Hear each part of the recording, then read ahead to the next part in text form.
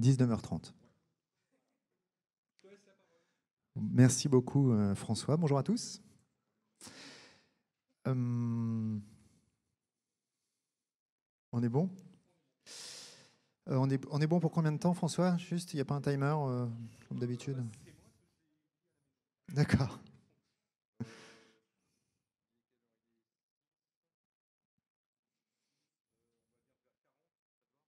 D'accord, donc ça veut dire que je pense que je vais raccourcir. Ok. Oui, c'est bon. Alors, bonjour à tous. Alors, est-ce que ce graphique vous dit quelque chose? 2023, 2025, 2030? On parle de l'impact de l'IA sur notre beau métier, qui est le métier de développeur, ou en tout cas l'ingénierie logicielle. 2025, c'est là où on est aujourd'hui. C'est le nombre de développeurs qui sont inscrits sur GitHub en ce début d'année. GitHub a fait cette annonce. En 2023, ils annonçaient 100 millions de développeurs inscrits sur leur plateforme. Alors pour peu que les 100 millions soient vraiment des développeurs, pas des robots, etc.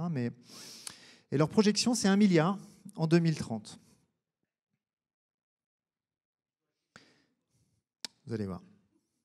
Alors, ce qui est assez curieux, c'est que ça fait quelques années, depuis que l'IA commence à être un petit peu dans notre quotidien, qu'on entend plutôt des voix qui disent ben voilà, pas la peine d'apprendre à coder, le métier de développeur ou de codeur en tout cas, c'est fini.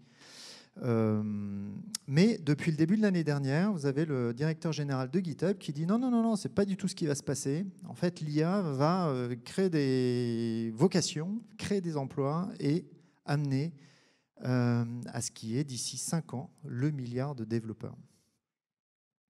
Alors, je m'appelle Frédéric Malo, je travaille chez Checkmarx, qui est une solution de sécurité applicative. On scanne du code, on scanne des différentes technologies. Je fais aussi partie de l'OWASP. À mes heures perdues, je fais de la recherche en sécurité applicative. Et je suis toujours un développeur actif. Et d'ailleurs, l'IA m'a permis de me remettre au développement et à réussir des développements que j'aurais jamais imaginé faire sur des technos que je connaissais pas. Je me suis lancé des challenges. Donc l'IA, c'est vraiment quelque chose qui nous change tout. Mais avant d'aborder le aujourd'hui, je voulais revenir une petite étape précédente, en 2017. Souvenez-vous de WannaCry, qui était le ransomware qui avait été déployé partout dans le monde, qui avait attaqué des hôpitaux et qui avait donc permis de déployer ce ransomware où vous aviez plus accès à votre machine et il fallait payer pour y avoir accès. Pour la petite histoire, WannaCry, donc c'était des hackers chinois qui ont réussi à voler un logiciel que la NSA avait, donc l'agence de sécurité nationale américaine, avait réussi à créer pour hacker, sans que personne ne le sache, une faille, une vulnérabilité dans le protocole Samba et qui leur permettait de pouvoir accéder aux ordinateurs Windows partout dans le monde, enfin aux ordinateurs qui avaient accès à Samba. Puis après, par effet rebond, un peu plus loin. Ça, c'était 2017. Donc, il fallait être un hacker chinois, il fallait être la NSA pour pouvoir exploiter une vulnérabilité de ce type. Maintenant, en 2025, de quoi a-t-on besoin pour faire la même chose? On a besoin de ChatGPT. Donc vous lui demandez, ben voilà, j'ai identifié un serveur vulnérable, Eternal Blue, et je voudrais l'exploiter avec le logiciel Eternal Blue de la NSA. Et bien évidemment, OpenAI va vous dire, non, non, non, j'ai pas le droit de vous dire quoi que ce soit, moi je veux pas que vous soyez un hacker. Et donc, vous pouvez commencer à le challenger, vous commencez à lui dire, mais attends, mais tu sais, c'est pour des raisons éducatives, est-ce que tu pourrais pas m'aider? Et il va bloquer encore. Puis il va commencer un petit peu à se dévoiler. Et donc, mais bon, je pourrais peut-être faire un effort si jamais tu étais dans une logique de capture de flag, etc. Donc, vous continuez à lui poser des questions, à le challenger, à dire, mais attends, je suis en train de faire un challenge, j'ai besoin de ton aide. Et il dit, ah, tu fais des challenges, donc tu dois utiliser telle plateforme, peut-être HackTheBox, peut-être TryHackMe, VulHub. Il dit, si, c'est ça, j'utilise HackTheBox. Ah, super. Alors d'abord, je me souviens que tu fais ça. Et puis deux, super, si tu fais ça dans un challenge, je vais t'expliquer comment faire. Et donc là, il commence à présenter tout l'exploit avec Eternal Blue. Et ce n'est pas suffisant parce que vous ne savez pas ce que c'est que Metasploit, vous ne savez pas les outils de hacking, vous ne les connaissez pas. Donc qu'est-ce que vous faites? Vous lui demandez un script qui va permettre de pouvoir exploiter avec les outils modernes de hacking ce type de vulnérabilité. Et bien évidemment, vous vous retrouvez avec le script. Voilà. Donc en conclusion, est-ce qu'on a besoin d'avoir les compétences, d'avoir travaillé à la NSC pour aujourd'hui hacker comme on pouvait le faire en 2017? Ce n'était pas il y a si longtemps que ça, 2017. La réponse, c'est non. Et donc la première chose à retenir dans cette présentation que je vous fais, c'est que l'IA maintenant facilite l'exploitation des vulnérabilités, permet d'automatiser, parce que une fois que vous avez ce script, vous pouvez commencer à attaquer, vous pouvez continuer à demander à OpenAI d'utiliser ce script de façon automatique.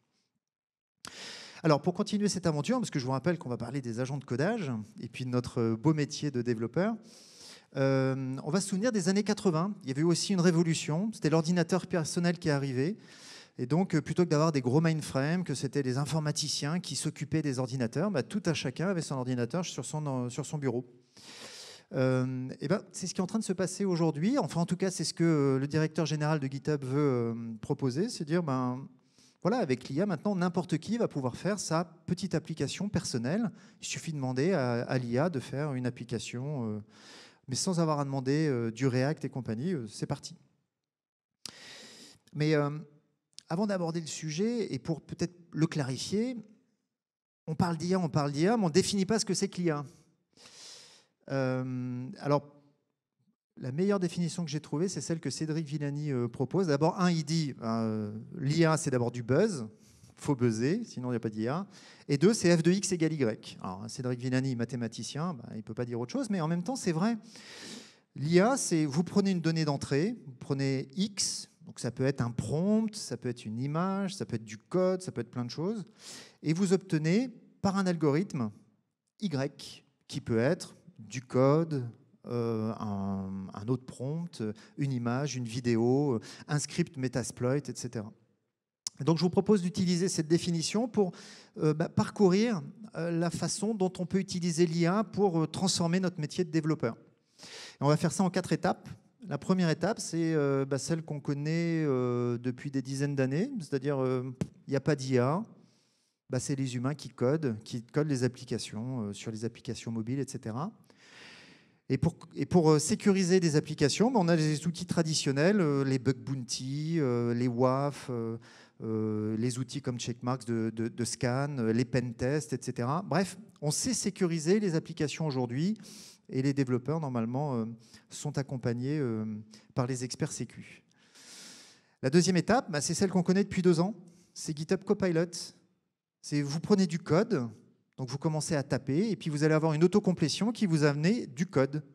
Donc l'algorithme de GitHub Copilot, c'est je prends du code et je transforme ça, je continue à proposer du code. Et le problème, c'est que l'approche est très naïve, c'est-à-dire que GitHub Copilot va effectivement faire ça très vite, mais va proposer du code avec cet exemple-là qui est un peu gros, mais au final, c'est vraiment ça. GitHub Copilot, vous pouvez tester, il va vous proposer un code pourri, enfin un password de piètre qualité. Et après, vous allez le challenger, mais n'empêche que l'approche au départ est extrêmement naïve, et naïveté, sécurité applicative, ça ne fait pas bon ménage. En tout cas, la deuxième chose à retenir, c'est que les IA codent naïvement. Et ça, c'est pas bon quand, d'un autre côté, vous avez des vulnérabilités qui sont de plus en plus facilement exploitables. Et la troisième étape, c'est celle sur laquelle on se réunit aujourd'hui, c'est-à-dire les agents de codage, parce que c'est 2024-2025. Vous prenez un cahier des charges, je ne sais pas, une nouvelle fonctionnalité, une application, quelque chose, et à la fin, vous avez une application. Alors, qui fait ça aujourd'hui? Alors, il y a les cursors, il y a Autogène, il y a Klein, V0, Replit. GitHub a annoncé lors de la dernière GitHub Universe qui se lançait dans l'aventure avec GitHub Spark. Moi, personnellement, j'utilise Klein, j'aime beaucoup Klein. Et donc, le principe est simple, vous promptez, j'ai besoin d'une to-do list. Vous allez itérer, il va vous construire le code, vous allez itérer, et puis à la fin, vous avez un bouton, paf, et vous déployez. Donc, ça va remplacer le métier de développeur full stack, qui va même jusqu'au déploiement. C'est-à-dire que quelqu'un qui n'y connaît rien, vous allez sur Bolt, hop, vous déployez votre application et vous pouvez la partager. Donc ça pareil, hein, en termes de sécurité, déployer une application sans faire des tests avant, etc., certes, ça fait rêver, mais c'est problématique. Surtout que, eh bien, si vous avez l'habitude d'utiliser les agents de codage, eh bien, vous avez des vagues comme ça. C'est-à-dire qu'au départ, tout est merveilleux. Vous avez votre application qui se construit petit à petit au fur et à mesure que vous promptez. Et puis, à un moment, paf, l'IA se bloque. Elle n'arrive pas à avancer, elle ne comprend pas le problème. Et puis, elle patine. Ce qu'on appelle l'espèce de ravin, le ravin de la mort, et où là, le développeur va devoir aller corriger, aider, modifier 2 ou 3 paramètres, et hop, après, ça y est, c'est reparti pour un tour, c'est reparti pour un tour, mais au fur et à mesure que votre application se complexifie, bah, vous remarquez que vous avez de plus en plus besoin de mettre les mains dans le cambouis. Donc, pardon ? Voilà. Donc, pour aller vraiment dans le vif du sujet, il y a un nouvel agent de codage qui s'appelle Claude Code qui vient de sortir, qui est sorti la semaine dernière avec la dernière version de Claude 3.7, de la version Sonnet 3.7. La version 3.7, ce qu'elle rajoute par rapport à la version 3.5, hein, donc c'est la solution d'Anthropic, c'est qu'elle va réfléchir un peu plus. Donc si on réfléchit un peu plus, c'est comme un développeur qui réfléchit un peu plus à son code, normalement on peut se dire qu'il va être plus fiable, plus sécurisé, etc. Et puis ce qui est intéressant, c'est que Anthropic se lance dans cette aventure de l'agent de codage en disant, ben voilà, maintenant on a une certaine maturité et c'est parti. On va avoir une petite CLI et puis on va commencer à prompter et puis à avoir du code, alors différents fichiers qui vont permettre de pouvoir avoir son application à la fin. Alors là, ce que je vous montre, c'est un test que j'ai pu faire, c'est le premier test. Je me suis dit, tiens, ben, je vais créer une to-do list avec un back-end SQLite, un truc écrit en Python dans le back-end, un front-end du React.js. Bon, voilà, j'ai voulu diriger, mais on pourrait très bien ne pas diriger et qu'il choisisse lui-même. Ce qui est en vert, c'est ce que j'ai écrit. Ce qui est en jaune et bientôt en rouge, c'est ce que l'IA va me proposer comme résultat. Donc c'est super, c'est parti. On va créer une application simple to-do list. Et il commence par le script, par le back-end Python. Alors ça va loin, hein. Il va pouvoir d'abord lire le fichier requirements.txt, donc c'est le manifeste en Python, écrire quelles sont les librairies qui sont nécessaires pour construire l'application, qui est une application Flask, donc une API.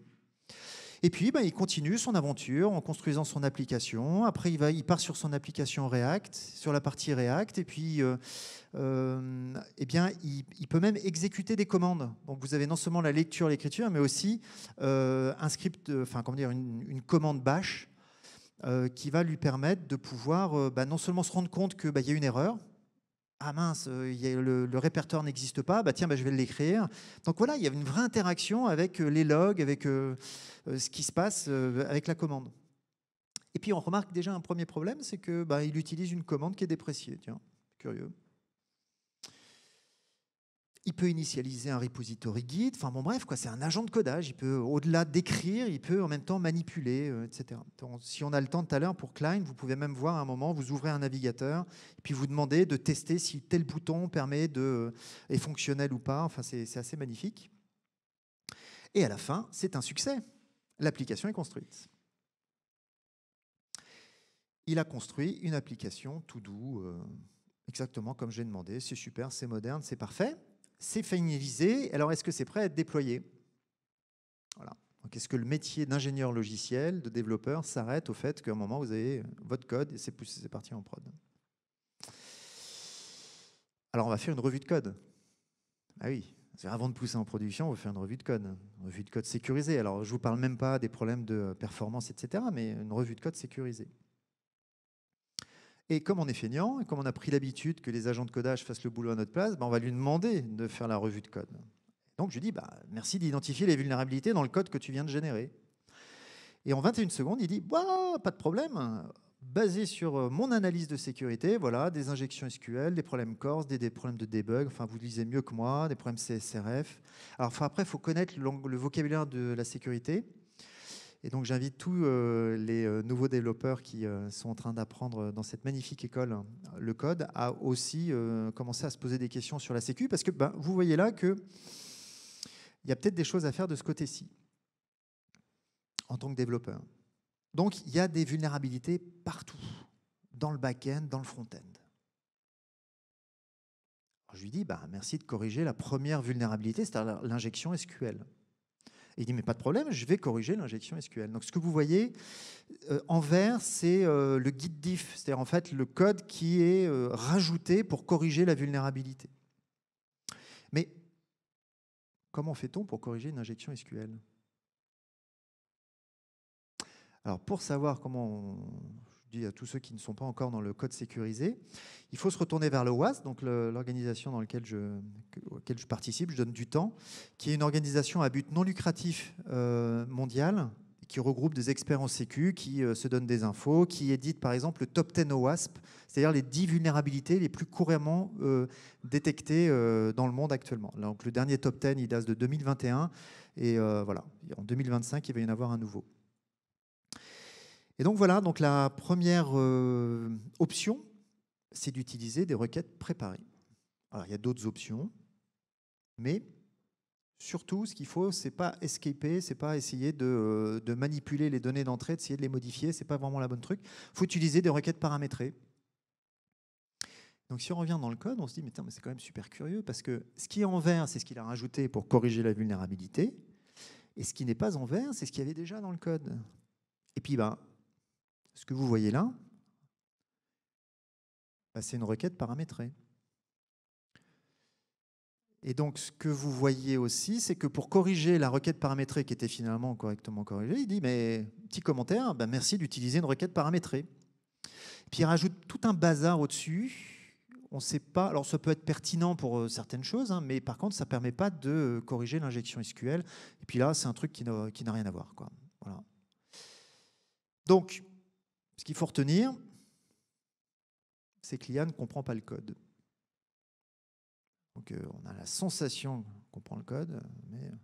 Alors, je continue avec cette slide. Vous pourrez la faire. Il y a encore 3 étapes.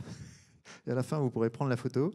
On n'y est pas encore, mais on peut constater que l'IA ne comprend pas son propre code. Et encore, vous auriez fait vous-même le code, vous ne l'aurez pas compris. Donc, de là faire en sorte que votre agent de codage soit votre expert sécu, ou peut-être mieux que ce soit vous-même qui soyez l'expert sécu.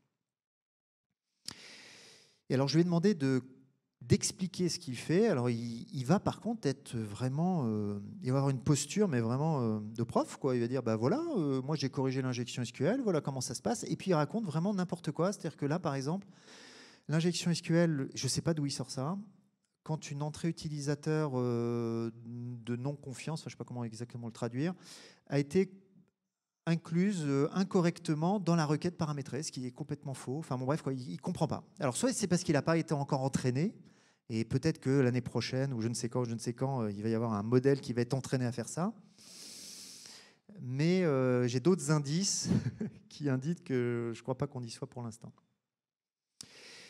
Et puis alors, ce qui est rigolo, c'est qu'après, on va lui dire, mais attends, mais tu as détecté une injection SQL, mais c'est pas vrai. Merci de revalider vraiment ce que tu viens de me dire. Et il dit, mais oui, tu as absolument raison. Je suis vraiment désolé pour cette erreur d'analyse. En fait, effectivement, c'était bien corrigé. Enfin, il y avait vraiment la requête paramétrée, donc il n'y avait rien à faire. Puis accessoirement, ça m'a coûté $1, tout ça. Voilà. Donc, 4e chose à retenir, c'est l'IA, elle n'aide pas à corriger les vulnérabilités. Voilà.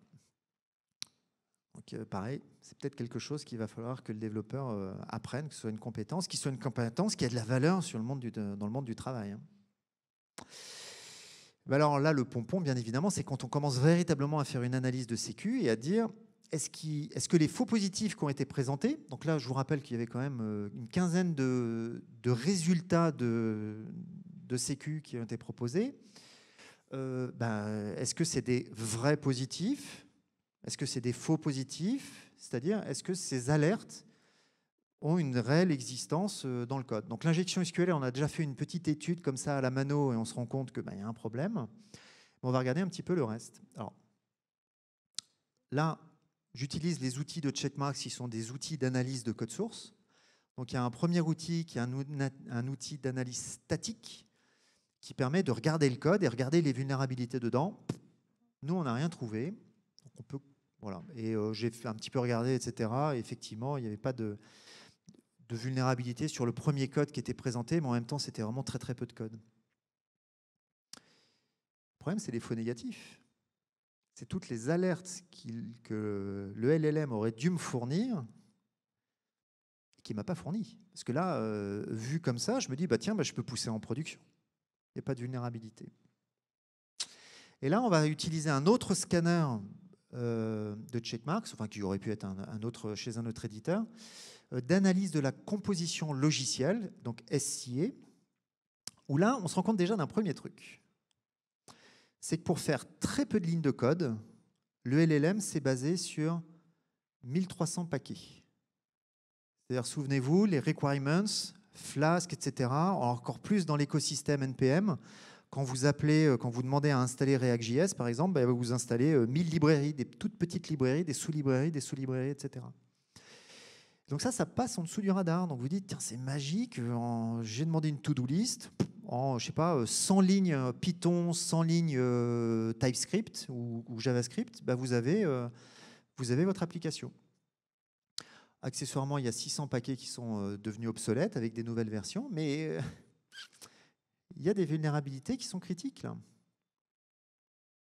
Est-ce qu'on pousse en prod quand une vulnérabilité est critique? Et puis d'ailleurs, pourquoi est-ce que dans ce requirements, il a choisi la version 4, par exemple, de Flask-Core? Donc je fais une analyse sur cette librairie, hein. On pourrait faire l'analyse sur les autres. Donc, le LLM, juste pour vous expliquer, hein, pour que vous essayiez de vous projeter dans cette expérience magnifique, c'est le LLM a créé du code source. Il a dit, pour faire fonctionner ce code source, j'ai besoin de librairies qui vont faire fonctionner l'application Flask, donc une API. Pareil ici, je vais avoir mes packages.json qui vont me permettre de pouvoir avoir mon application React qui tourne. Et le problème, c'est que la librairie Flask Core version 4 est vulnérable. Et si on analyse un petit peu plus précisément, on se rend compte qu'il existe une version 5 de la librairie qui est sortie en 2024 et qui n'est pas vulnérable. Donc la question à se poser, c'est pourquoi est-ce que le LLM n'aurait pas choisi une version qui nous évite de pousser une vulnérabilité en production? Et donc, ce qu'il faut retenir, c'est que l'IA introduit des failles de sécurité sans même qu'on soit au courant, conscient de ce qui se passe. C'est un peu problématique comme expérience. Mais c'est plutôt bon signe pour le métier de développeur. Il vous reste encore des choses à faire. Alors, pour finir, je ne sais pas combien de temps il me reste. Ça va, on est bien. On va passer à la 4e étape. Souvenez-vous, la première étape, c'était voilà ce qu'on a vécu depuis des dizaines d'années. Il n'y a pas d'IA, les humains codent, ils débuguent, ils font les tests de validation avant production, ils font attention qu'il n'y a pas de bug de sécurité, etc. Deuxième étape, GitHub Copilot. On commence à demander à l'IA de générer du code, mais le code est vraiment extrêmement naïf. Troisième étape, on va essayer de faire en sorte que l'IA ait les commandes, mais par contre, on l'aide de temps en temps. Et on se rend compte que c'est pas joli en dessous du capot. Quatrième étape, c'est le Saint Graal, c'est pour atteindre le milliard de développeurs dans le monde dans lequel on vit, c'est-à-dire un directeur des ressources humaines, plutôt que d'aller voir un ingénieur, un développeur, va se dire, pas de problème, moi j'utilise l'IA et puis je fais mon application tranquille et puis je pousse ça en prod, quoi. J'ai plus besoin de développeurs. De quoi me parlez-vous? Et donc, on va prendre un cahier des charges, on va trouver l'algorithme rêvé, là, tout ce qu'on a parlé, dont on vient de parler, plus de problèmes de sécurité, de montée en charge, de machin, on clique sur le bouton, ça part en prod, l'application est fiable et sécurisée. Alors, sécurisée, on sait déjà qu'il y a un problème. Alors, est-ce qu'elle est fiable? Et là, on ne va pas s'adresser à un pauvre chercheur dans son coin de l'OWASP qui a fait des petits tests de sécu qui n'intéressent personne. On va s'intéresser aux chercheurs d'OpenAI qui ont fait, il n'y a pas longtemps, une étude pour savoir si les LLM, quels qu'ils soient d'ailleurs, parce qu'on fait des études non seulement sur les LLM d'OpenAI, mais aussi des autres, si un LLM pouvait remplacer un freelance et gagner $1 million. Voilà. Alors, Frontier LLM, c'est les LLM de pointe, pour info. Et voilà. Alors, comment ils ont fait ça? Ils se sont basés sur une entreprise qui s'appelle Expensify. Alors, vous pourrez regarder, hein, il y a vous allez sur le... Attendez, je reviens en arrière. Mais ça, c'est sur le blog d'OpenAI. Et vous tapez SW Lancer dans Google, vous tombez sur l'étude. C'est 35 pages, etc. Et donc, ils sont basés sur une entreprise qui s'appelle Expensify, une entreprise qui est cotée au Nasdaq, qui a des employés, mais qui aussi utilise beaucoup de freelance. Et le modèle est... Alors, qu'est-ce qu'ils font? Ben, voilà, ils ont une application mobile ou autre qui permet de pouvoir faire des expenses. Donc voilà, donc vous êtes dans une entreprise, vous avez besoin de faire vos notes de frais, hop, de voyage, ça se fait très facilement. Et donc leur modèle, il est rigolo parce que d'abord, c'est une application qui est open source, donc qui est dispo sur GitHub. Et deux, c'est que pour faire appel aux freelance, ils le font de façon ouverte, comme vous voyez là. C'est-à-dire qu'ils se basent aussi sur une autre plateforme qui s'appelle Upwork, qui permet de pouvoir gérer la relation avec les freelances. Mais en gros, voilà, c'est ça. Donc là, je crois que c'est une copie d'écran qui date d'il y a 2 jours. Voilà, il y a des freelances dans la salle pour 250 $. Si vous pouvez montrer le report ID dans les détails, dans le panneau qui détaille le rapport, ben, vous gagnez 250 $. Il y a déjà des discussions, enfin, etc. Et c'est vrai, hein, c'est-à-dire qu'à la fin, ils vous disent ah bah tiens, telle personne ici, il y a eu 109 discussions là-dessus, mais cette tâche a été effectuée, on attend le paiement par Upwork qui sera validé, quoi. Donc ça marche vraiment comme ça. Et donc là, ben, les experts, enfin les chercheurs chez OpenAI se sont dit mais c'est parfait, on va pouvoir étudier quel est l'impact économique des LLM dans le monde réel, parce qu'on va avoir un dataset qui va dire ben on a une tâche qui est très bien décrite. On a son coût, ça peut être entre 50 et 32 000 $. On a un historique sur plusieurs années, on a 1400 tâches. Et donc, on va regarder ce que ça donne.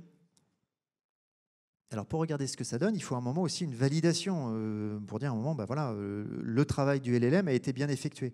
Puis comme ils veulent tester plusieurs LLM et qu'il commence à y avoir quand même pas mal de volume, ben, ils ont donc mis en place des tests end-to-end avec Playwright, pour info. C'est rigolo parce que tout est détaillé, donc c'est vraiment intéressant à étudier. Et ce sont des ingénieurs expérimentés qui ont validé, survalidé le fait qu'à un moment, quand le Playwright va dire « Ok, la fonctionnalité ou le bug a été corrigé », ça a été vraiment corrigé. Et donc, bah, voilà le résultat. Alors, je vous passe les détails, il y a 35 pages. Mais le résultat, c'est que bah, c'est difficile pour un freelance, enfin pour un LLM de remplacer un freelance. Alors, le meilleur, pour info, c'est Sonnet, d'après OpenAI. Après, de peu, il y a des modèles de OpenAI. Il a résolu 26% des problèmes, mais il rajoute que la majorité des solutions proposées par les LLM étaient incorrectes et une fiabilité accrue est nécessaire pour une mise en production digne de confiance. Donc, bah, voilà. Alors, c'est une étude sur 1400 tâches de freelance, mais ça permet d'arriver sur la dernière slide où vous pourrez faire une photo. Que les développeurs doivent rester vigilants. Alors, non pas pour perdre leur boulot, mais pour faire des applications sécurisées, fiables, de ne pas se dire une fois que ça y est, j'ai terminé mon code, ben, ça y est, mon code il est fait, c'est fini. Non, il faut faire des tests, il faut vérifier, etc. Et c'est là où vous allez avoir de la valeur ajoutée. Et c'est là où toutes les entreprises qui étaient parties sur l'idée que les LLM avaient tout remplacé, ben, elles vont s'en mordre les doigts, ça ne marche pas.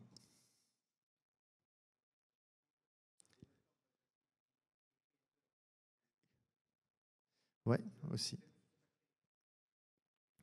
Ouais, mais alors néanmoins, je ne sais pas si vous avez de l'expérience avec les agents de codage, mais ce que je trouve merveilleux, c'est que quand vous demandez une tâche, il va en faire plus. Alors surtout avec Sonnet, c'est qu'il vous dire tiens, j'ai besoin d'un tableau de bord par exemple qui renseigne telle chose.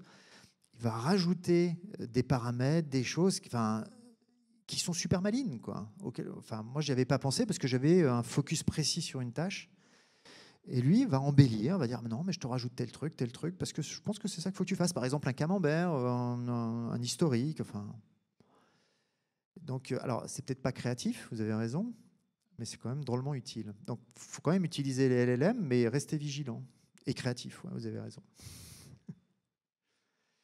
Est-ce que vous avez d'autres questions?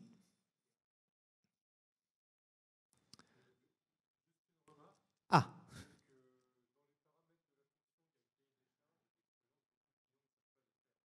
ouais,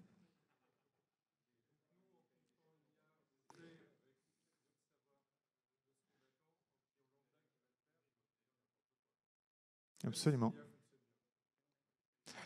Alors après, pour l'exemple d'Expansify, vous avez des ingénieurs en interne qui disent, voilà, il y a tel bug à corriger, donc je crée la tâche vraiment spécifiquement, donc c'est super bien décrit. Et après, les freelances travaillent, effectivement. Mais vous avez raison. Ouais, finalement, c'est aussi être ingénieur logiciel, c'est la différence entre être développeur et ingénieur logiciel. Absolument. Oui. Oh.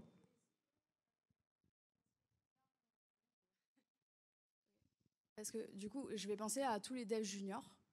Et pour moi, là, l'IA elle est quand même capable plus ou moins de remplacer leur travail sur les tâches très juniors, de stagiaires, etc. Comment ils vont faire pour s'en sortir après, plus tard, quand elle sera plus intelligente et capable de raisonner davantage? Allez. Quoique. Bah, moi, c'est plutôt une lueur d'espoir quand même ce que je vous apporte là. Il faut bosser convenablement, quoi, pas être attentif à ce qui est fait, bien comprendre les problématiques logicielles, être attentif à ce que demande le client, faire aussi une partie de son boulot. Être développeur, c'est pas effectivement, enfin ça va être plus intéressant parce que certaines tâches qui vont être faites.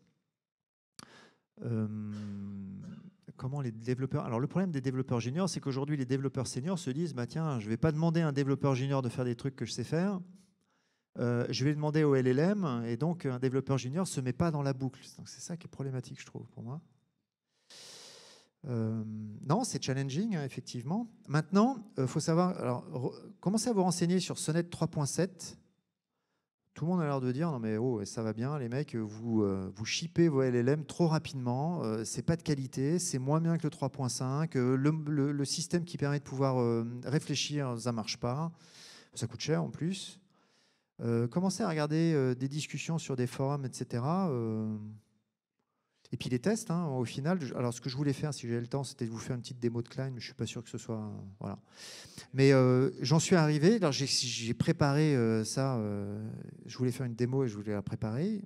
Et le 3.7, à chaque fois, j'arrive pas au même résultat, ça, enfin, je sais pas, c'est bizarre. Et donc, je suis prêt à revenir à la version 3.5. Donc, faut pas croire que ça devienne de plus en plus intelligent. Moi, je pense que c'est plutôt Yann Lequin qui a raison, qui dit les LLM, bah, ça comprend bien le langage, donc ça peut se balader dans le langage, dans le code, ça manipule le code, c'est super, mais ça ne comprend pas la réalité de ce qui, à la fin, est attendu. Et voilà, donc c'est pour reboucler avec ce que vous disiez à un moment, bah, il faut aussi produire un cahier des charges compréhensible, il faut savoir refactorer, il faut réfléchir, anticiper, poser les bonnes questions. Donc non, moi je pense qu'il y a encore vraiment du boulot, il n'y a pas de souci. Oui, alors on va prendre une question à droite. L'IA, c'est pas une finalité. D'accord. L'IA, par contre, même si on est junior ou pas junior, c'est une aide. Après, à toi de bien la maîtriser et de l'utiliser vraiment au quotidien. Voilà. Il y a des possibilités, il faut la maîtriser, ça fait partie du job maintenant, mais c'est pas ça qui va te remplacer. Par contre, si tu maîtrises pas ou que tu connais pas, ça peut être gênant. Voilà. Mais c'était le même discours qu'on a tenu il y a à peu près il y a 18 mois dans un meet-up où justement j'avais une dev junior qui posait mal la question et je lui ai répondu exactement ce que je t'ai répondu là. Merci beaucoup. Je voulais savoir, pour vous, c'est quoi les use cases d'utiliser une application comme Climb plutôt qu'un VS Code avec un GitHub Copilot? Est-ce que, au final, ça peut faire gagner du temps? Ou même, est-ce que, par exemple, ça peut être utile pour un cahier des charges? Est-ce que, voilà.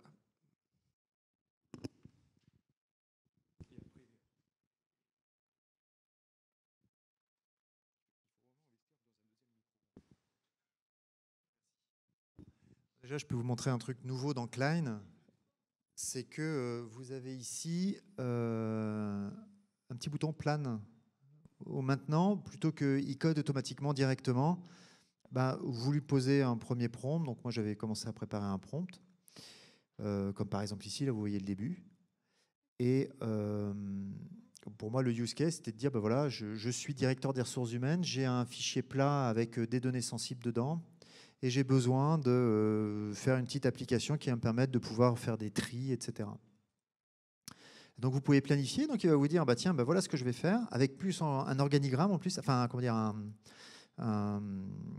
ouais, pas un organigramme, mais voilà, un diagramme de flux. Il arrive maintenant à créer des diagrammes pour vraiment bien comprendre les différents concepts. Mais après, c'est une question de, je crois, de goût. Moi, j'aime vraiment pas du tout GitHub Copilot parce que je trouve que ça me perturbe. Je commence à écrire, j'ai mon idée précise et pouf, j'ai un truc qui me tombe dessus. J'aime pas du tout, moi, vraiment. C'est vraiment le truc. Alors, en plus, c'est souvent pas bon, souvent naïf. Donc, moi, c'est une question de goût, quoi, je veux dire. Par contre, Klein, d'abord, ça coûte moins cher parce que vous payez à l'unité. Donc, c'est aussi pareil dans ma démo. J'aurais pu vous montrer qu'au fur et à mesure, vous voyez combien ça vous coûte. Et ça ne vous coûte pas un abonnement à 25 $ ou je ne sais plus combien, en version Enterprise. Donc, c'est 20 ou 30 €, je ne sais plus. Donc, vous payez la consommation et vous vous rendez compte que ça coûte vraiment pas cher. Et puis, je trouve que l'intégration est meilleure pour moi. Alors, pour répondre à votre question, j'ai l'impression qu'au final, ça va être des petites applis qui sont assez magiques, qui permettent de faire des MVP, des trucs rapides, des prototypes. Puis après, on est sérieux, on redémarre from scratch et puis on fait de la vraie ingénierie. J'ai l'impression que c'est plutôt ça qu'il faut faire. J'en suis là. Après, en termes de sécurité, ça revient au même. C'est-à-dire qu'en fait, vous êtes toujours dans une logique où c'est vous qui êtes quand même pilote de l'avion. Donc, à un moment, quand vous allez pousser votre code en production et que vous avez l'expert sécu qui va vous tomber dessus en disant « Hey, tu as créé une vulnérabilité », que ce soit Klein, GitHub Copilot ou vous qui créez la vulnérabilité, ça vous retombe dessus, quoi.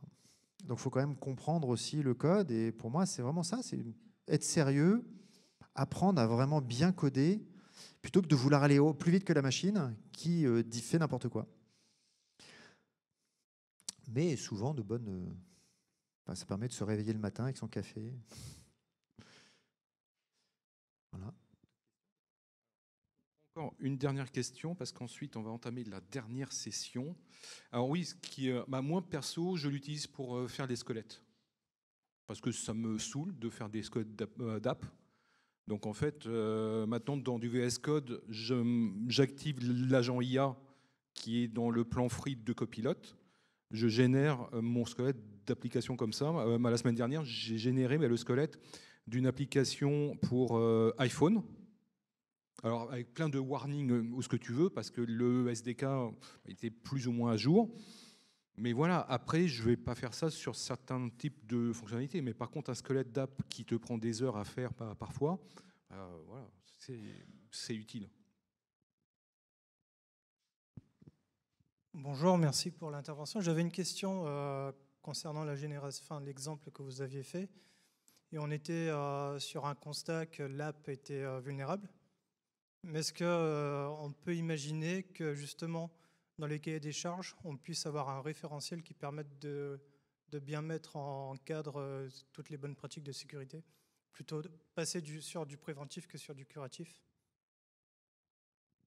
Alors ça, c'est très très important, ça. De toute façon. Je pense que tu diras qu'il faut être dans le préventif, dans le proactif et pas dans le monde pompier. Enfin, en principe. J'ai plusieurs façons d'aborder la question. Première question, j'ai l'impression que ça serait l'idée, c'est de se dire, et s'il n'y avait pas un LLM spécialisé dans le code qui aurait été entraîné pour justement développer de façon sécurisée? Donc ça, pour moi, c'est la première approche pour être proactif, c'est-à-dire en sorte, il n'y a pas d'empoisonnement, il n'y a pas de vulnérabilité. Le problème, c'est qu'il n'y a pas que le code. Déjà, je vous ai montré que vous pouvez avoir une vulnérabilité dans une librairie, comment entraîner un modèle pour se souvenir que, etc. J'ai l'impression qu'il faut des choses séparées. Après, la prévention, c'est vraiment la spécialité de Checkmarx. Souvenez-vous, au départ de ma présentation, je vous montrais que vous aviez une vulnérabilité Samba Eternal Blue, WannaCry, qui était exploitée parce qu'en production. Donc l'idée, c'est vraiment de prévenir, de faire en sorte qu'on détecte les vulnérabilités avant de les pousser en production. Et c'est vraiment ce que fait tous les outils de DevSecOps comme Checkmarx. C'est on prévient le développeur au plus tôt, voire même dans son IDE, que là, il y a un problème, il y a une vulnérabilité. Mais de là à ce que ce soit le LLM qui remplace, pour l'instant, je n'ai rien vu de ce côté-ci. Mais bon, voilà. Et on a encore 5 années devant nous pour arriver à 2030, et puis que le milliard de développeurs soient des milliards de développeurs heureux, qui développent de façon sécurisée, qui ne se prennent plus la tête sur les bugs de régression, les problèmes hardware. Voilà, donc on se retrouvera la prochaine fois, on en discutera. Merci. Bonjour à tous et merci pour l'invitation. Donc oui, je ne suis pas un expert IA parce que justement, on vit l'époque des experts en fait, des experts en tout. Parce que le court terme, c'est ce que demande le court terme. Et c'est ce dont je vais parler aujourd'hui. Et je suis très content d'être là, mais je suis aussi encore plus content que Frédéric, alors que j'ai bien écouté, ait pu parler des travers, on va dire, des LLM. Ça va m'éviter de me répéter. Donc je vais zapper cette partie, comme ça on gagnera un peu de temps. Donc je suis informaticien, ou en anglais computer science, parce que finalement on parle de compute et de calcul, qui est à la base de tout ce qu'on fait aujourd'hui. On peut raconter ce qu'on veut. Finalement, c'est de l'algèbre linéaire, c'est des calculs matriciels, et donc c'est du compute. Et cette présentation, je vais commencer par un préambule rapidement pour donner un peu le contexte, et ensuite, pas parler pourquoi l'IA, pourquoi on a une vision tout le temps et souvent court-termiste, mais quels sont les impacts sur l'IA. Un point sur la pluridisciplinarité, ou plutôt interdisciplinarité plus exactement. Donc la nuance est dans le fait que chaque discipline peut influencer l'autre. Je parlerai aussi d'un projet que je lance avec un collègue qui s'appelle Projet Y, qui est un peu dans l'esprit de ce que je vais essayer d'exposer ce soir. Et puis un petit mot de conclusion à la fin. Donc, comme ça a été évoqué, donc j'étais ici l'année dernière et le titre de ma présentation, c'était AI Everywhere. À condition, et c'était ma conclusion, à 2 conditions. La première, c'est qu'on va avoir besoin de matériel abordable et performant. Et il nous faut l'open source, Weight et autres. Donc, c'est ces 2 combinaisons-là qui vont permettre d'avoir une IA qui va se déployer partout. Parce que la question centrale ici, c'est l'accessibilité à la technologie. C'est très bien d'avoir des gros modèles, c'est très bien d'entraîner des données, des gros modèles sur des données qui ne nous appartiennent pas. Je trouve que, in fine, l'open source apporte beaucoup plus d'innovation et est en train de rattraper. Je l'ai vu encore sur X hier, je ne sais plus quel modèle encore, Queen, 32 milliards, comparé à DeepSeek. Et moi, la question que je me pose, c'est est-ce que finalement, cette IA ne va pas tourner sur un simple laptop qu'on a sur soi, comme celui-ci, par exemple. Et donc, c'était ma conclusion. Tout au long de cette présentation, ces 2 arguments, l'accessibilité au matériel et l'open source, vont rester au centre de cette présentation. Je rajouterai un point important qui est la science ouverte, parce que des papiers de recettes de cuisine qui parlent de pseudo-entraînement sans forcément expliquer comment ça a été fait, ni comment les données ont été préparées, on en voit énormément. Ça aide pas beaucoup. Heureusement, il y en a plein qui publient et ça aide à faire avancer les choses. Par contre, il y a un autre point qui est très important, c'est la pluridisciplinarité, comme je le disais au début de ma présentation, puisque ça sera un point important pour le futur de l'IA et la façon dont l'IA va évoluer. Il me semble, et je ne sais pas encore, de toute manière, quand on parle d'intelligence artificielle, il faut tout le temps parler au conditionnel, un peu comme un prompt. Nos phrases et nos outputs sont souvent plutôt probabilistes. On ne sait pas vraiment ce qui va se passer. Et ce que je vous propose ce soir, c'est un regard critique. Alors, je ne vais pas vous apprendre quoi que ce soit. Tout est sur Internet. Frédéric l'a bien fait. J'ai plutôt l'impression qu'on a un flux continu d'informations aujourd'hui sur l'IA et le buzz, comme tu le disais. Mais ce qui compte aujourd'hui, et c'est pour ça que je voulais partager ça, c'est une réflexion que j'ai personnellement et que je voulais partager avec des développeurs parce qu'il me semble que c'est important de se poser ces questions-là, d'avoir un regard critique sur cette technologie-là et être conscient des responsabilités individuelles et collectives. Alors, je ne suis pas là pour dire que l'IA, c'est mauvais ou c'est bien. L'IA, c'est une technologie, c'est ce qu'on en fait qui fera que ce sera bien ou mal, mais c'est une technologie. Par contre, elle aura des conséquences. Elle a des conséquences, elle aura des conséquences. Des conséquences assez importantes. Et donc, tant qu'elle sera sous cette influence court-termiste, on l'a vu déjà avec tout ce qui s'est passé ces dernières années, ces 2 dernières années plus particulièrement, et ce qui risque d'arriver. Et donc, c'est un regard critique. Donc, si à la fin de cette présentation, 2 ou 3 d'entre vous se poseront des questions sur cette technologie et chercheront des alternatives ou essaieront éventuellement de penser à une IA ouverte et contribuer à ce genre d'IA, ben, j'aurai en tout cas réussi ma présentation. Alors, une petite citation pour démarrer de Jean Baudrillard qui parle du dictat du court terme. Nous vivons dans une société de l'instantanéité où l'information remplace la connaissance et où la vitesse détruit la profondeur. Bon, ça s'applique à tout, absolument tout, c'est la société moderne. Donc je ne vais pas expliquer pourquoi, mais on va parler plutôt des conséquences de cette façon, de cette vision extrêmement court-termiste. L'instantanéité de l'information. L'année dernière, tout le monde parlait de RAG. Maintenant, on parle d'agentique. J'ai regardé un peu, j'ai regardé même... je ne vois pas ce que c'est, je ne vois pas ce qu'il y a de nouveau. Alors peut-être que j'ai loupé un truc, mais j'arrive pas encore à intégrer l'innovation à part de rajouter de la LLM dans un workflow. Mais je peux me tromper. En tout cas, il y a cette notion de buzz en permanence qui nous maintient un peu dans cette bulle-là et quelque part ne permet pas l'innovation. Et ça explique également pourquoi on retrouve tous ces modèles qui hallucinent. Les premiers hallucinés, les derniers hallucinent encore. Et j'essaierai de l'expliquer pourquoi. Donc, le court terme a déjà un impact sur l'IA en elle-même, c'est-à-dire la façon dont on va construire l'IA. Ça, c'est le premier impact. Le deuxième, c'est l'individu, nous tous, individuellement, mais également on fait société, donc nous tous. Ces 2 points sont forcément liés. Sur l'IA, alors tout à l'heure, tu avais mis une fonction avec laquelle je suis d'accord. D'ailleurs, Y égale f de x. Le problème de l'IA, c'est qu'on cherche x, et je pense qu'on devrait plutôt chercher y. Parce que y est connu, or c'est y le vrai inconnu, à mon sens.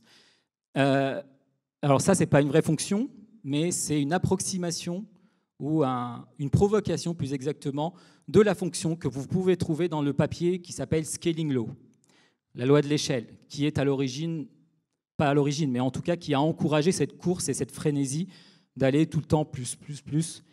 Je l'ai simplifié. En gros, l'IA aujourd'hui, c'est plus de compute, le compute à l'infini. Pourquoi le compute à l'infini? C'est le calcul qui est à la base de tout. Si on a des données, c'est parce qu'on a la capacité de calculer et qu'on a pu calculer, construire des gros ordinateurs ou des serveurs. On a pu générer beaucoup de données.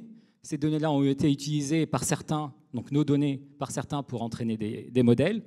Forcément, il faut rajouter plus de paramètres à chaque fois qu'on rajoute des données. Je ne vais pas vous apprendre ça, sinon on tombe dans l'overfitting.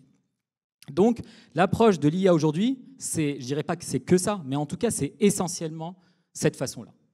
Et c'est ça le court terme. On veut du résultat tout de suite, maintenant, et on crée. Et comme on est dans une sorte de bulle, on crée des buzz marketing tout le temps, en permanence, pour s'auto-alimenter, sans s'en rendre compte qu'on est en train de patauger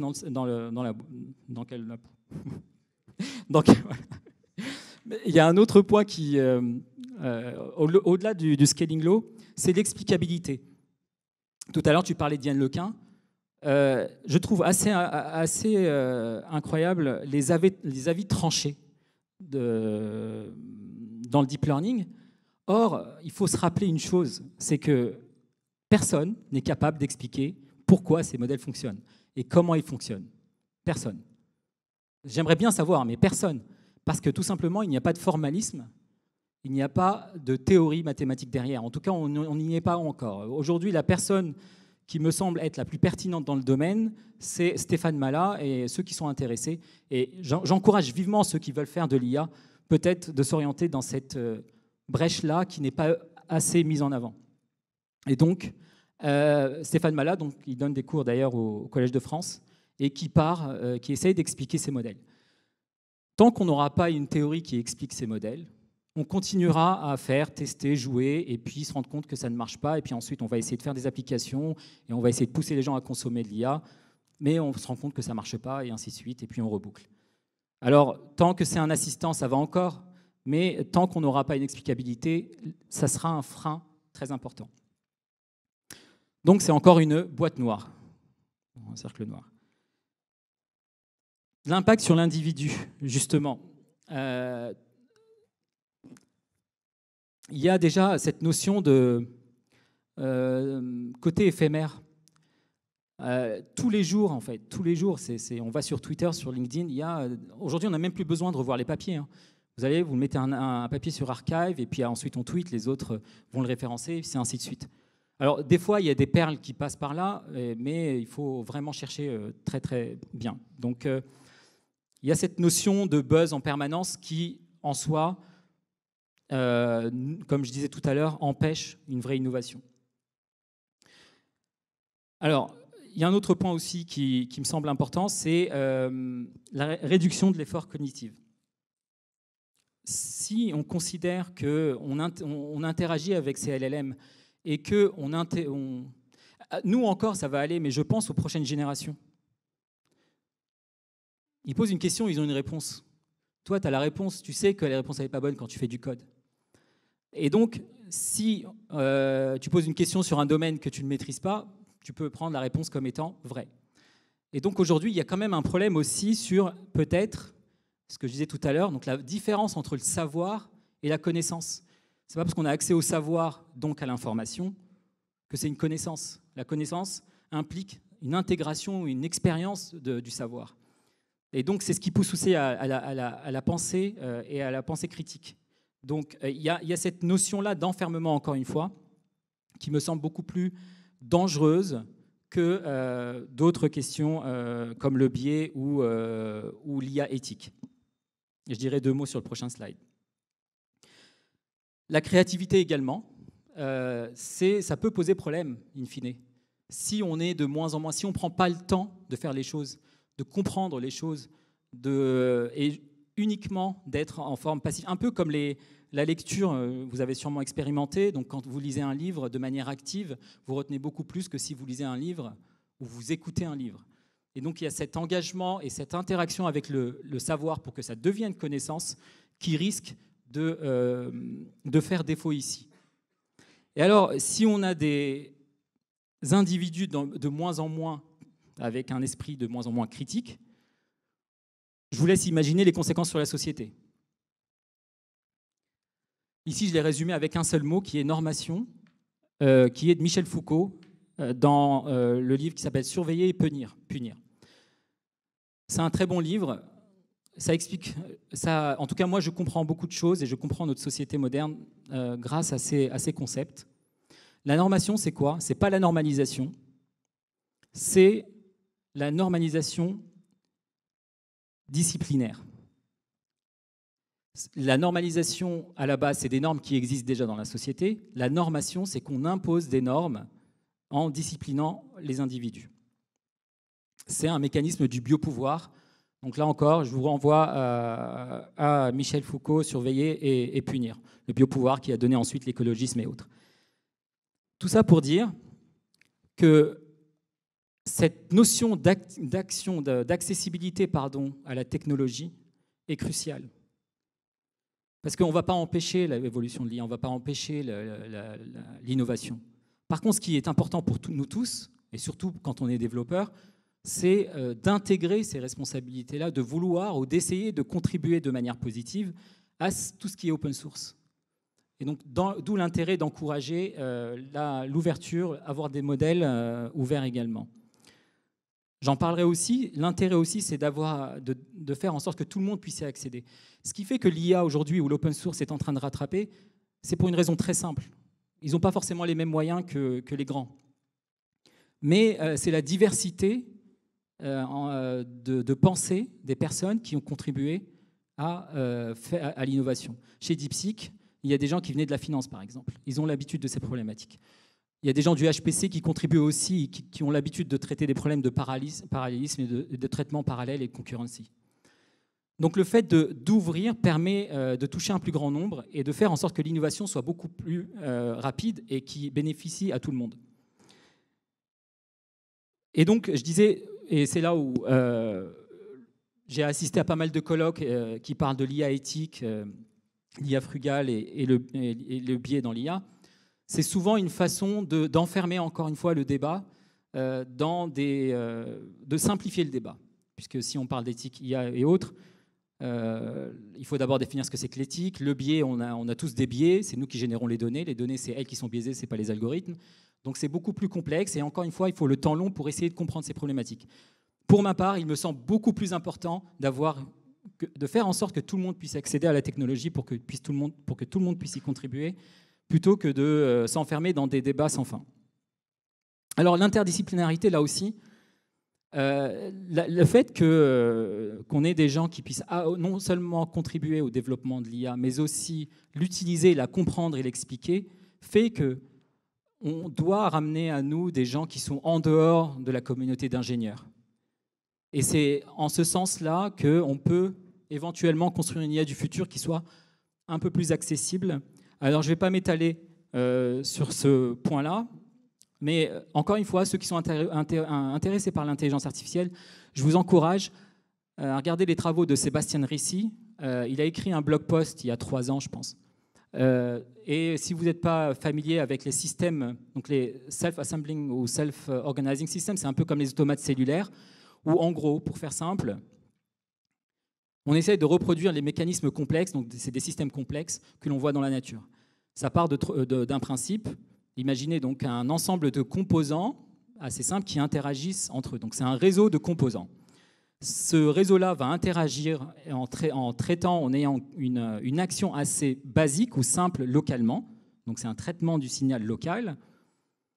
Mais il n'y a pas de contrôle centralisé. Et ça, c'est très important. Pas de contrôle centralisé. Et on voit émerger des comportements beaucoup plus complexes au global.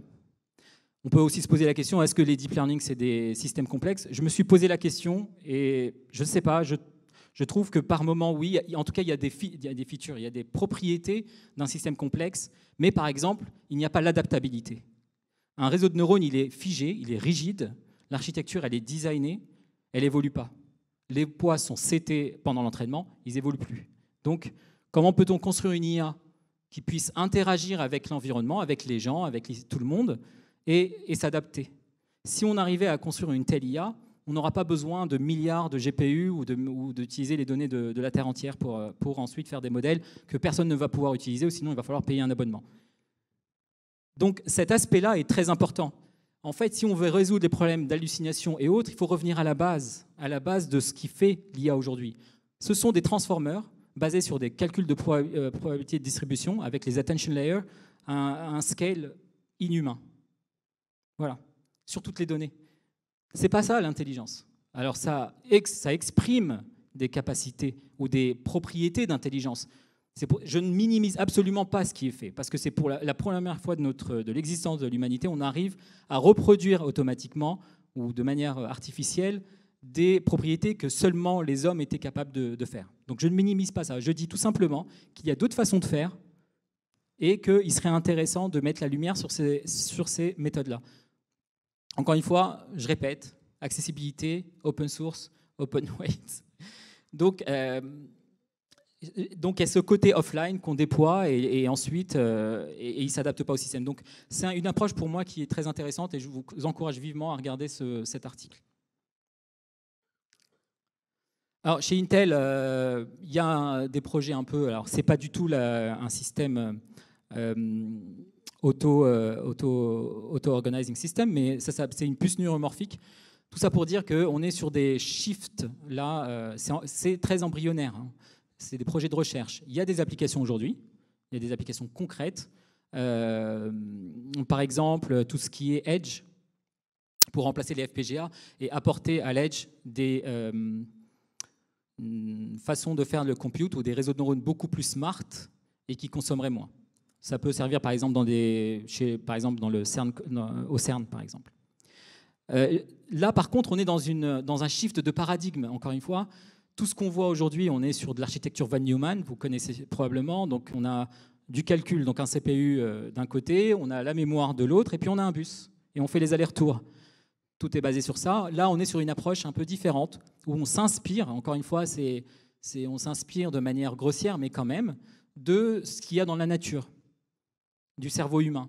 Alors certes, le circuit et le réseau de neurones est imprimé, mais ça apporte quand même une percée différente qui peut être intéressante. Pour faire simple, c'est une sorte de réseau de neurones dans lequel on a des unités de calcul qui sont interconnectées et avec un storage ou un stockage qui est relié ou qui est à côté de l'unité de calcul. Donc ça, c'est pour illustrer un peu des projets de recherche ou même pour lesquels on a des applications aujourd'hui. Alors, je vais parler du projet Y. C'est un projet que j'ai coécrit avec Éric Petit, qui est un autre collègue ingénieur chez Intel.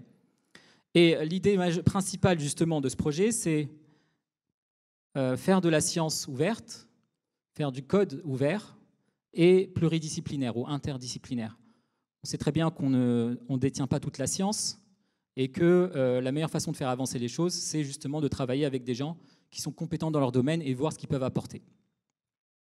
Alors, pour l'instant, on a monté 3 collaborations.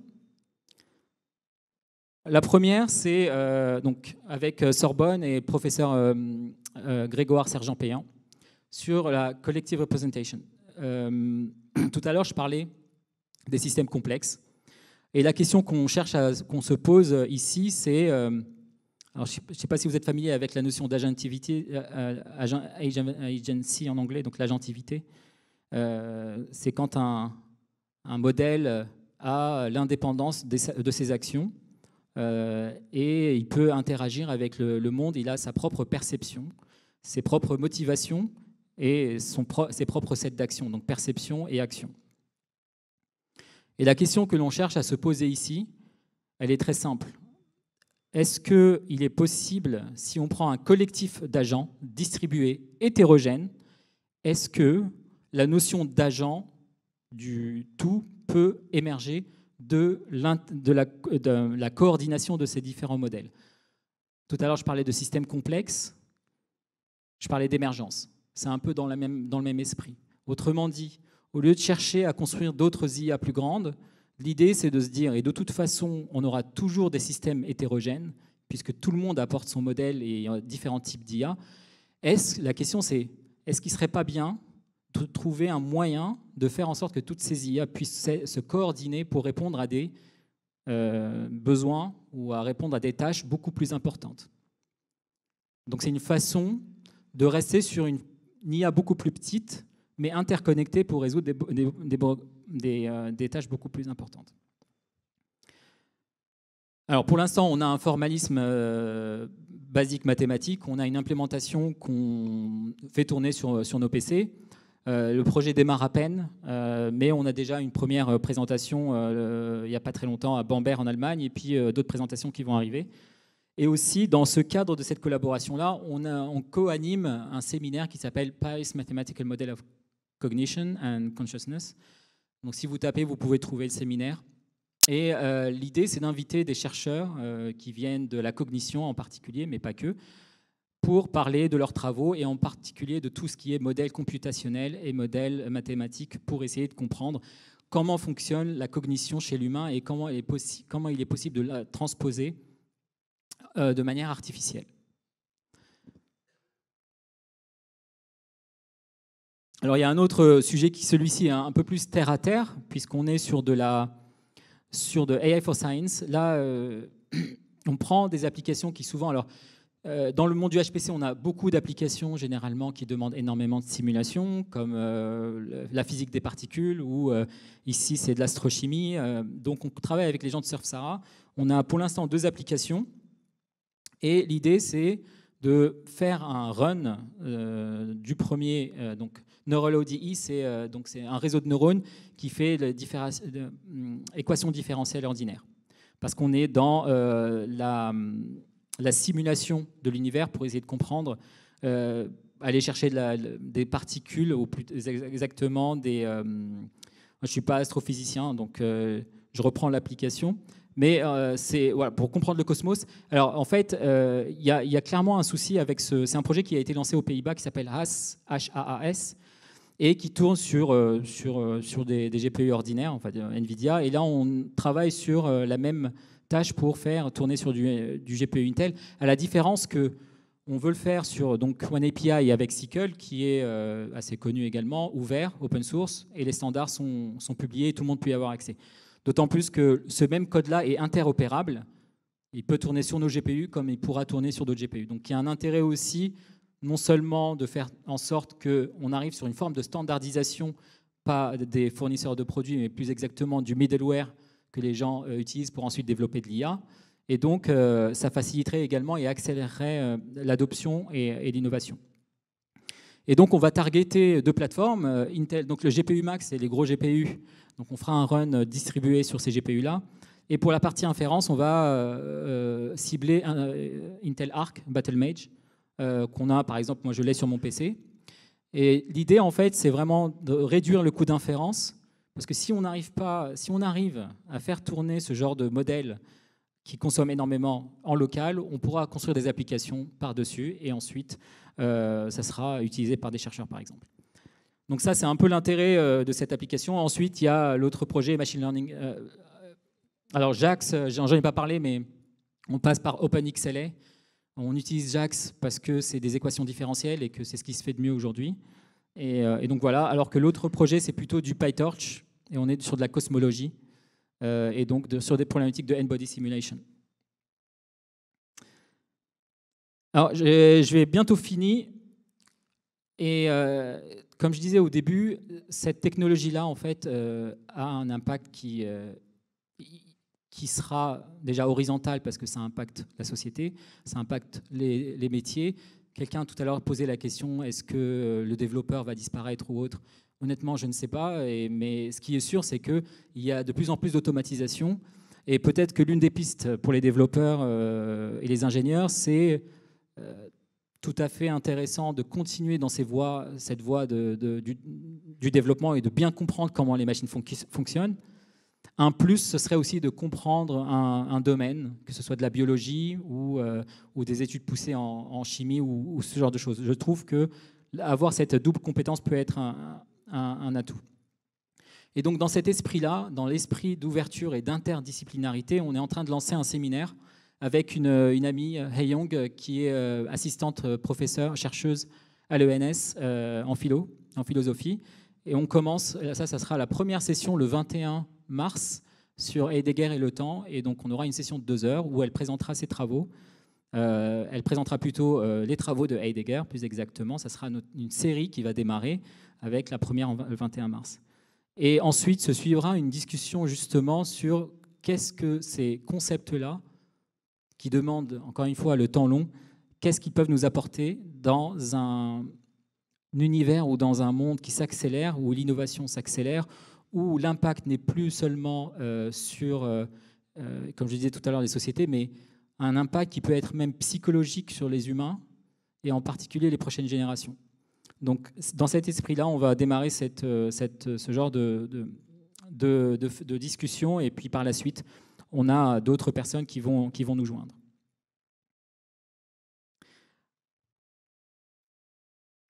Cette citation sera ma conclusion. La tristesse de l'intelligence artificielle est qu'elle est sans artifice, donc sans intelligence. C'est un espoir, parce que beaucoup se posent la question de l'humain, on est foutu. Moi, je ne crois absolument pas que ce soit le cas. J'espère juste qu'on va continuer à considérer l'IA comme un outil. Qui dit outil, c'est utile, utilité, et rien d'autre. Alors, effectivement, ça va nous demander, nous tous, de se changer, à changer peut-être nos habitudes, à revoir, repenser notre rapport au travail, notre rapport à la technologie. Mais ça peut être aussi un atout. À partir du moment où cette technologie est accessible à tous, qu'elle soit ouverte, qu'elle soit explicable, ça ne devrait pas poser de problème. Voilà, merci à tous.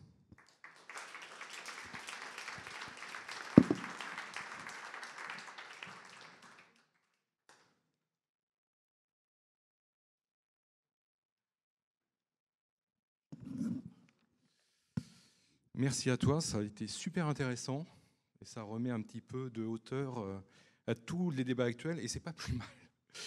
Est-ce que vous avez des questions? On a quelques minutes avant que tout soit bien organisé là-haut, donc il ne faut pas hésiter.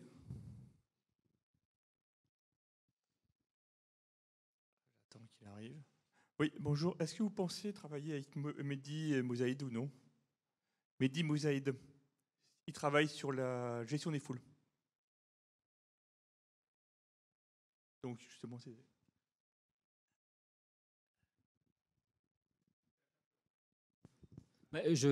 D'accord. Non, mais je le connais pas, mais ça m'intéresse de toute manière. Je trouve que le problème majeur, il est là en fait. C'est dans la gestion des foules. On a tendance à simplifier ou dire que les méchants sont ailleurs et qu'on on vit en bonne harmonie, tout ça, tout ça. Mais la gestion des foules, elle est, surtout quand elle est implicite, elle est sournoise, elle est problématique parce qu'on ne se rend pas compte. Et pour moi, le danger... Comment ? D'accord. Bah avec plaisir. En tout cas, le danger pour moi, il est là. Et c'est pour ça que j'évite les discussions autour de l'IA frugale, l'IA, le biais. Le biais, généralement, c'est une façon aussi de simplifier, encore une fois, ce que je disais tout à l'heure, et d'horizontaliser les débats.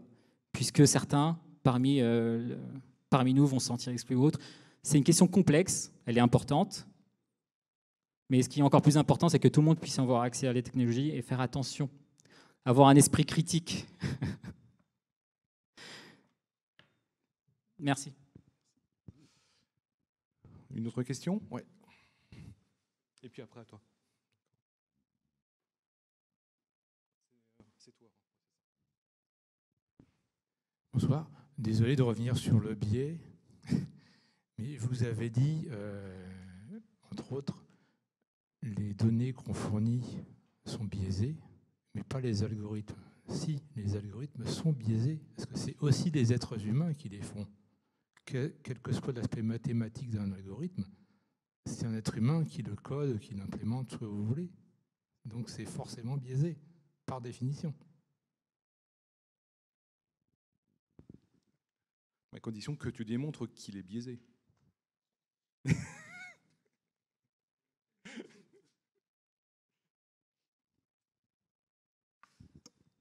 C'est peut-être un raccourci, oui. Mais par contre, le biais est quand même dans les données. C'est-à-dire que nous, les humains, c'est là en fait, on fait de l'anthropomorphisme en se comparant à des algorithmes. On n'est pas que des algorithmes. Elle est là la différence.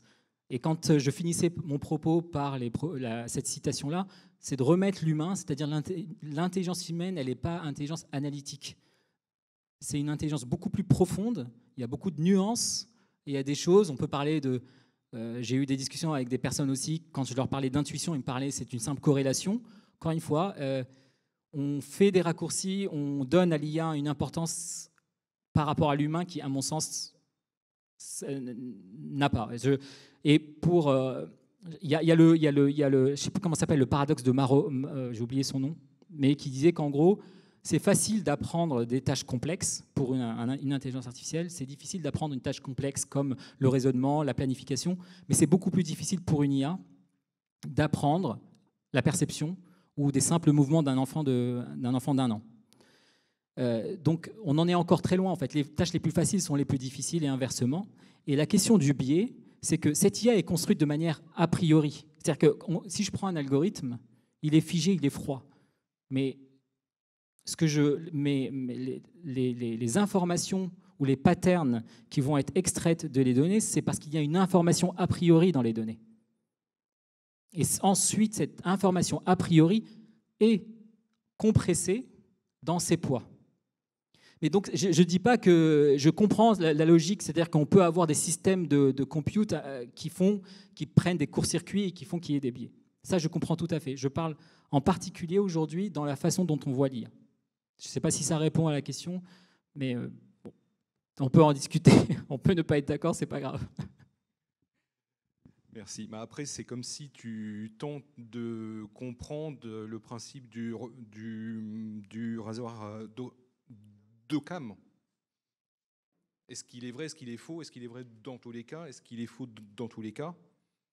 C'est aussi une question que l'on peut se poser aussi.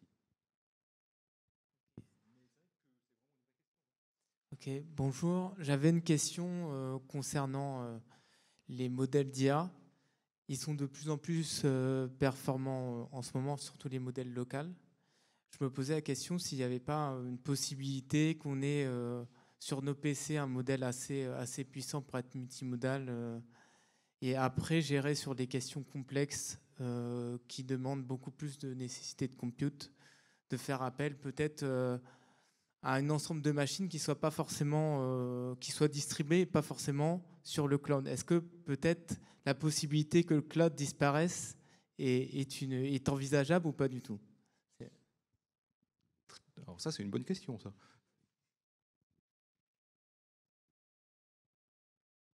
Ça serait peut-être une bonne chose. Mais non, pour les petits modèles, pour l'IA sur PC, moi, je pense que ça va devenir de plus en plus important. Alors, ce PC-là que j'ai sur moi, justement, utilise, donc c'est un Lunar Lake. Je fais un peu de promo. Donc il y a un CPU Core, un GPU, donc un GPU Battlemage qui est très abordable. Je crois que c'est $250 ou $300. Et un NPU, donc un Neural Processor Unit qui permet justement de compresser certaines, pas tout, hein. Le NPU ne va pas prendre les attention layers par exemple, mais en tout cas il prend certains noyaux, pardon. Et donc le fait d'avoir cette architecture hétérogène avec une mémoire unifiée, alors on se dit ok, comment on va faire? En fait on a une runtime qui va être de plus en plus intégrée dans les systèmes d'exploitation et qui va être invisibilisée, que personne ne verra, mais qui, elle, va prendre le modèle, le LLM, et qui va distribuer certains kernels sur le GPU, d'autres resteront sur le CPU si on est sur des pointeurs ou du RAG ou des choses comme ça, et puis certains noyaux spécifiques sur le NPU. Donc il y a cette composition-là, et ça c'est d'une chose, je pense, d'une part, je pense que les PC vont être de plus en plus puissants, puisqu'on réagit forcément à ce qui se passe, mais le temps de développement est beaucoup plus long. Ça, c'est la première chose. Mais la deuxième chose qui est très importante, on revient toujours, donc ça, c'est l'accessibilité et ensuite l'innovation, l'open source et les poids ouverts. C'est grâce à ça, donc la combinaison des deux, qui fera qu'on aura des modèles sur PC. Autrement, si on comptait uniquement sur les systèmes fermés, on restera sur des modèles 300 milliards qui sont dans le cloud et qu'on devra payer. Donc l'intérêt de l'ouverture, c'est de faire en sorte que la technologie soit accessible à tout le monde et que c'est les gens ensuite. C'est à tout le monde, aux développeurs, de s'accaparer de l'IA, de faire des choses, ou même ne serait-ce que d'utiliser, créer des applications sur ces modèles. Donc oui, l'IA sur PC va grandir, va grossir. Est-ce que maintenant, la partie cloud, je ne sais pas. Sincèrement, je ne sais pas, mais je me demande si finalement, ce que je pense, c'est que ça a été une bulle monumentale. Je pense que les gens qui ont acheté des fermes de GPU, je ne sais pas ce qu'ils vont en faire, vraiment. Les grands, eux, ils l'ont fait, mais on peut aussi se poser la question pourquoi ils ont poussé dans ce sens-là. Est-ce que dans leurs équipes, il n'y a pas des gens qui leur disaient mais attendez les gars, il y a peut-être d'autres façons de faire? Je trouve ça très étonnant. Et en même temps, ils n'ont pas réagi à Mistral, ils n'ont toujours pas réagi à DeepSeek, c'est qu'ils n'y arrivent pas. Donc ça leur échappe quelque part. Donc pour le cloud, je ne sais pas. Par contre, j'ai l'impression, encore une fois, je parle au conditionnel, que ça tournera sur ce qu'on appelle du commodity hardware, même dans le data center. Donc j'imagine, je me dis, des CPU, des petits GPU, parce que l'intérêt du GPU, c'est que sur un PC, on a un seul utilisateur. Sur un serveur, on a des milliers d'utilisateurs, et donc on fait du serving. C'est du compute, c'est pas de l'IA, c'est du multiparallélisme. Il faut traiter des requêtes, elles sont indépendantes, donc il faut paralléliser, donc c'est GPU. Par contre, je ne pense pas qu'on aura besoin, je pense pas, en tout cas en termes d'utilisation et de consommation, je pense qu'on aura besoin de petits GPU si ça répond partiellement à ta question. Merci de la réponse. Je ne sais pas si tu étais là, mais quand je parlais d'un projet open source pour en fait splitter tes modèles sur un cluster vraiment local et en partageant toutes les ressources d'un smartphone, d'un Pi ou d'un simple PC, tu retrouveras ça sur programmer.com. C'est une actu que j'ai faite il y a une dizaine de jours. Ça montre une voie que l'on pourrait faire, mais vraiment au niveau purement local, en exploitant ce que tu n'exploites pas, au bout du compte. Tu vois. Ouais. C'était toi, c'était encore derrière, non? Tu n'avais pas une question? Non? Non? Non, bah non, alors. Ah bah c'est toi. Bah voilà. En fait, c'est une question. Merci beaucoup pour la présentation. Et en gros, j'ai l'impression qu'il y a toujours deux visions de l'IA. J'aimerais voir aussi pour confirmer, c'est qu'il y a celle des techos qui voient l'IA comme étant, franchement, c'est un méga outil. Et perso, qui vient d'une certaine génération, Club Dorothée, etc., et qui fait que, franchement, je dis ça pourquoi? Parce que pour moi, l'IA, c'est Nono le petit robot, l'ami d'Ulysse. Ça, c'est pour les anciens qui savent ce que c'est. C'est-à-dire que c'est, ou Star Wars, tout simplement, C3PO, etc., tu mènes au pilotage et t'es mon pote. C'est vraiment l'idée que j'ai, moi, de l'IA. Et souvent, les techos, on a cette vision-là, on les voit, on dit, ah ouais, super, bah, putain, je peux converser avec lui, je peux faire des tas de choses, je ne vais pas casser les pieds de ma femme pour ça. Par contre, on a dans d'autres meet-up, quand je fais un peu le tour de la place et qu'on va vers des personnes qui sont plus dans le business. Dernièrement, j'étais dans un meet-up sur le luxe. J'ai l'impression qu'il y a une fascination qui ressemble presque à s'y méprendre à la création d'un dieu que tout le monde est sur le point de célébrer. Et moi, je suis là. Oh, les gars, du calme. Mais je ne sais pas si tu vois ce que je veux dire. Ouais, non, ça, c'est pas mal, ça j'aime bien. Alors, ça, c'est notre problème de geek. Hein. De toute façon, bon, voilà, ça c'est comme ça. Hein. Mais du coup, tu me fais très vieux, là. Bon, d'accord, ce n'est pas entièrement faux, mais quand même.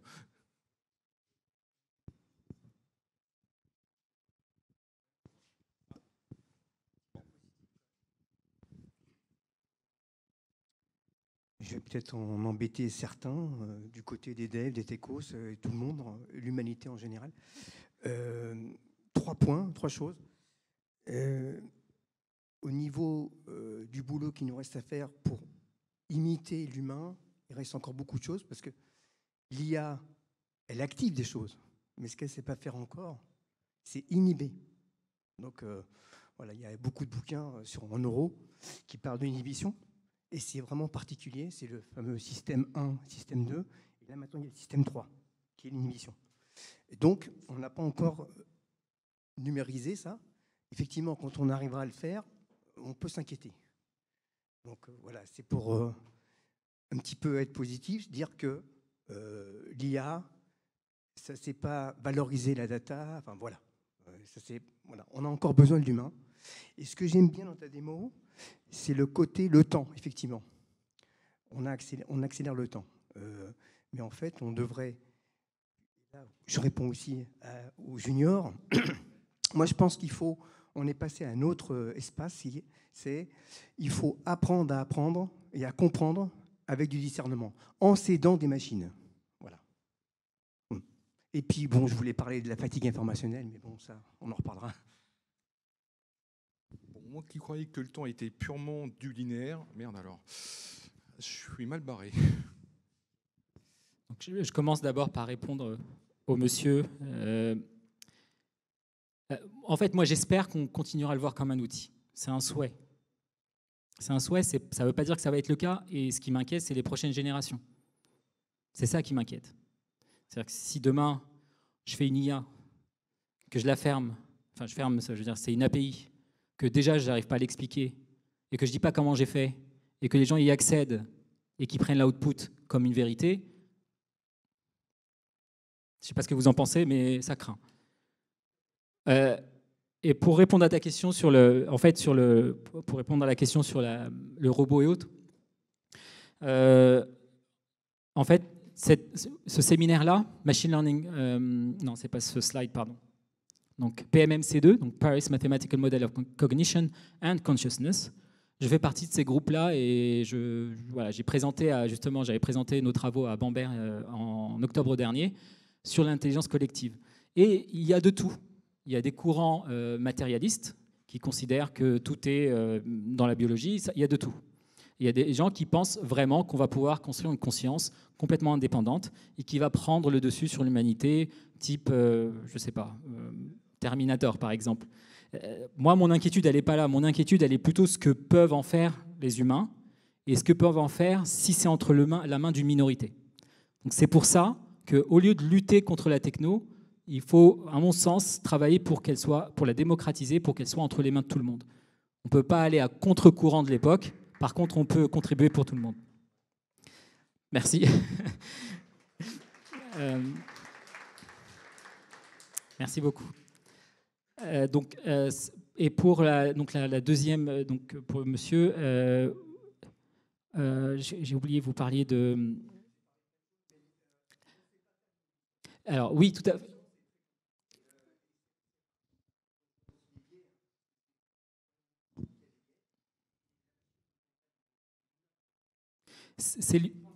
Et on les transfère, et la question, tout à fait, et la question de... Exactement. Et d'ailleurs, cette question de biais-là aussi, elle pose, souvent, elle polarise, parce que la façon dont on présente le débat fait qu'on polarise. Or, on a besoin de biais parce qu'on a tous des biais, c'est humain. Donc, si on amène le débat vers ces questions de biais, on polarise les populations et on laisse les gens rester patauger, comme je disais tout à l'heure, dans le sable, je ne sais plus l'expression. Et par contre, pour système 1, système 2, alors là aussi, on est très loin. Et tout à l'heure, je parlais d'experts. Et de l'époque des experts, on n'est plus. Les philosophes on n'est plus. C'est bon.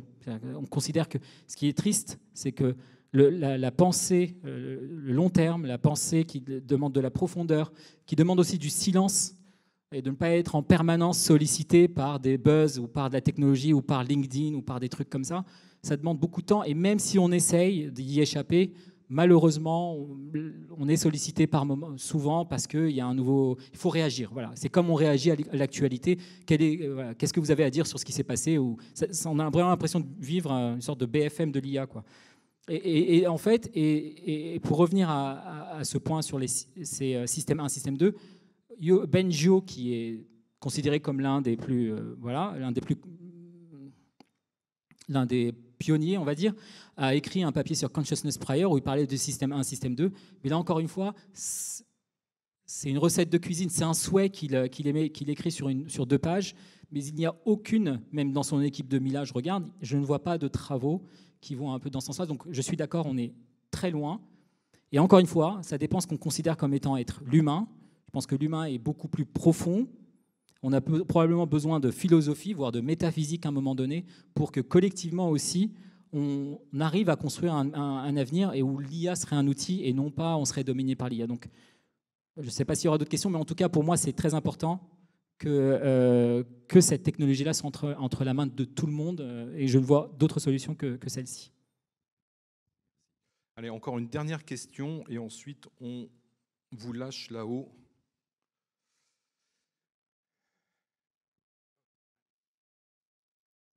Oui, bonsoir. Ce serait pour avoir votre avis sur l'art, en ce moment, sur l'état de l'art de l'IA. On a des capacités de calcul, il faut des normes data center et tout ça. Et j'aimerais juste avoir votre avis sur dans l'hypothèse où on aurait des ordinateurs quantiques qui seraient là à résoudre ces différentes problématiques-là. C'est vrai qu'on n'a pas encore abordé la question du quantique, tiens, aujourd'hui. Ah, quel dommage.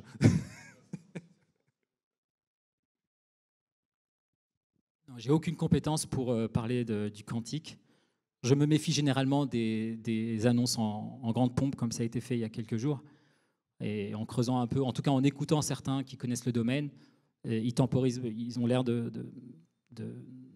pas minimiser, mais en tout cas de relativiser un peu l'annonce.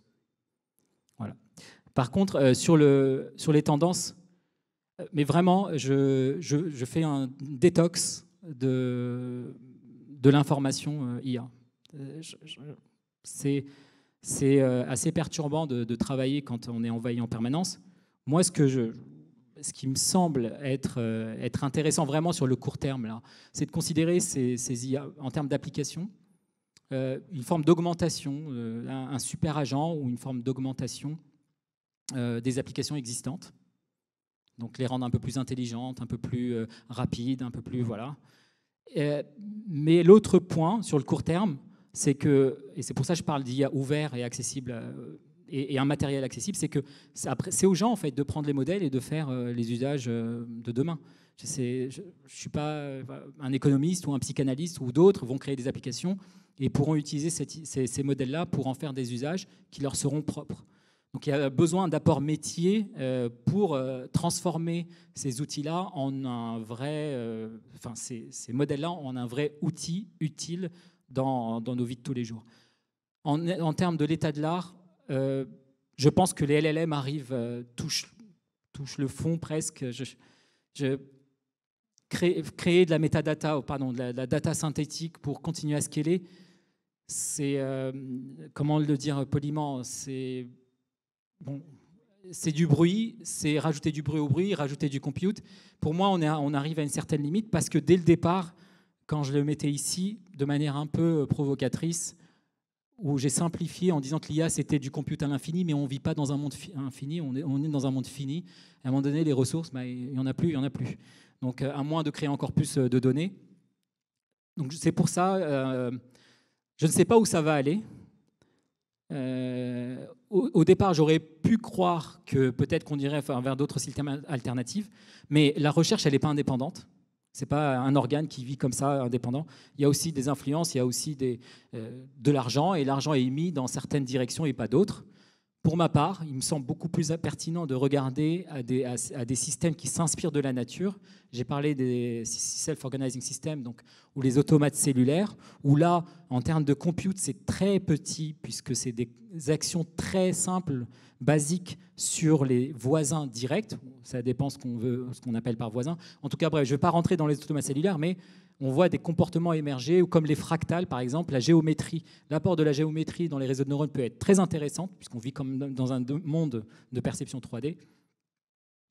Et l'autre point intéressant, je pense qu'il faudrait développer au niveau de la recherche, comme je le disais tout à l'heure, c'est l'explicabilité. C'est quand même assez mystérieux de voir que tous les signaux qu'on perçoit, que ce soit des images, que ce soit le son, que ce soit le langage, ont une représentation commune latente.